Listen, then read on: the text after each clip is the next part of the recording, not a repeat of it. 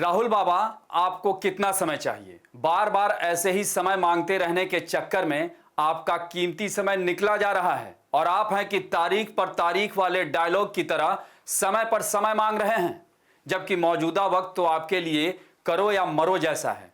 ऐसे में जो भी जिम्मेदारी मिल रही है उसे धारण कीजिए और आपके विरोधियों ने लोगों के मन में आपके लिए जो धारणा बनाई है उसे ध्वस्त कीजिए।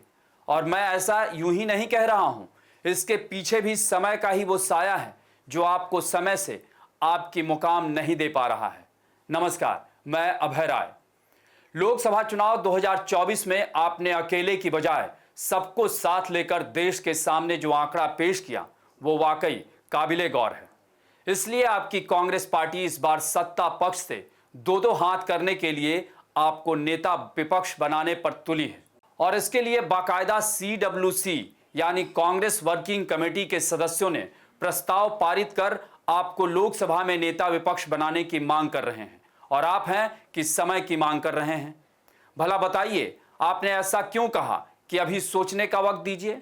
अरे भाई, समय हमेशा एक सा नहीं रहता है और आपको तो अब खुद के लिए समय लेने की बजाय देश को समय देना चाहिए। और ऐसा हमें क्यों कहना पड़ रहा है, इसे हम आंकड़ों के जरिए आगे बताएंगे। फिलहाल मुद्दे की बात यह है, जैसा कि आपसे ज्यादा कौन जानता होगा कि समय बहुत बलवान होता है और उसकी राह तो सभी देखते हैं, लेकिन समय कभी किसी की राह नहीं देखता और वो अपनी चाल ही चलता रहता है। जैसा कि आप भी सालों से देख रहे हैं, देश भी आपको सालों से देख रहा है कि आप कब खुद के प्रति और देश के प्रति गंभीर होंगे, समय का वैसा ही सदुपयोग करेंगे जैसा कि हाल के कुछ महीनों से आपने करना शुरू किया है और उसका नतीजा भी देश ने देखा है। कभी समय ने आपको और कभी आपने समय को कुछ नहीं समझा, जिसका नतीजा आपके सामने है। हम जरा पीछे चलकर 2009 में आते हैं। तब भी कांग्रेस आपकी ही पार्टी थी। तब कांग्रेस पार्टी ने 206 सीटें जीती थी। मुझे याद है कि तब भी एक खेमा आपको प्रधानमंत्री बनते देखना चाहता था और आपके पास 5 साल लोकसभा सांसद होने का अनुभव तो था ही। आप ही की अगुवाई में तब आपकी कांग्रेस पार्टी ने सालों बाद अच्छा प्रदर्शन कर यूपी में 20 से ज्यादा सीटें भी जीती थी, लेकिन आपने तब भी प्रधानमंत्री पद को लेकर गंभीरता नहीं दिखाई। हाँ, ये बात और है कि तब भी आपकी हैसियत प्रधानमंत्री से कम कहां थी। तभी तो आपने ऑर्डिनेंस तक फाड़ दिए थे। लेकिन फिर वही बात कि तब आपके पास समय था, लेकिन आपने हाथ आए समय को हाथ से जाने दिया और जब समय निकल गया तो आप प्रधानमंत्री पद को लेकर कश्मीर से कन्याकुमारी और मणिपुर से महाराष्ट्र तक के चक्कर लगा रहे हैं। वैसे जिम्मेदारी लेने को लेकर आपको इतना भी नहीं सोचना चाहिए। आप अपने पिता दिवंगत पूर्व प्रधानमंत्री राजीव गांधी को ही देख लें। अगर वो भी आपकी तरह ही समय मांगते रहते तो क्या प्रधानमंत्री बन पाते?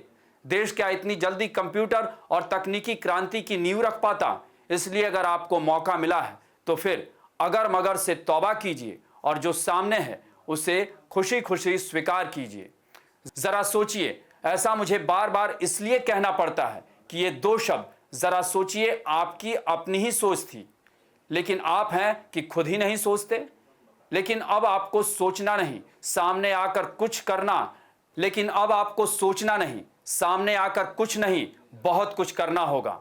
अगर आप अब भी पहले की तरह ही सोचते रहे तो उससे काम नहीं चलने वाला है, क्योंकि PRS लेजिस्लेटिव रिसर्च की एक रिपोर्ट है जिसमें राहुल बाबा आपकी 17वीं लोकसभा में मौजूदगी करीब 53% ही रही है, जो राष्ट्रीय औसत 79% से काफी कम है।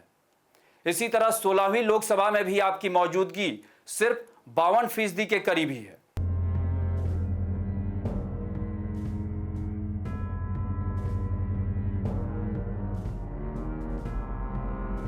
जबकि 15वीं लोकसभा में तो आपकी मौजूदगी और भी कम, सिर्फ 43% ही थी। यही नहीं, बहस और प्रश्न पूछने के मामले में भी आप फिसड्डी रहे हैं, लेकिन अब इससे काम नहीं चलेगा। इस बार के चुनाव में आपकी कांग्रेस पार्टी ने आपके नेतृत्व में 99 सीटें जीतकर देश में खुद को मजबूती के साथ पेश किया है और आज आपके सामने नेता विपक्ष बनकर खुद को, अपनी पार्टी, पूरे विपक्ष को और उससे भी ज्यादा लोकतंत्र को मजबूत करने की जरूरत है। खुद प्रधानमंत्री मोदी देश की मजबूती के लिए मजबूत विपक्ष की बात दोहराते आए हैं, तो फिर देर किस बात की? समय की मांग, पार्टी की मांग और शायद देश भी आपको खटाखट नेता विपक्ष की भूमिका में देखने की चाहत रखता है।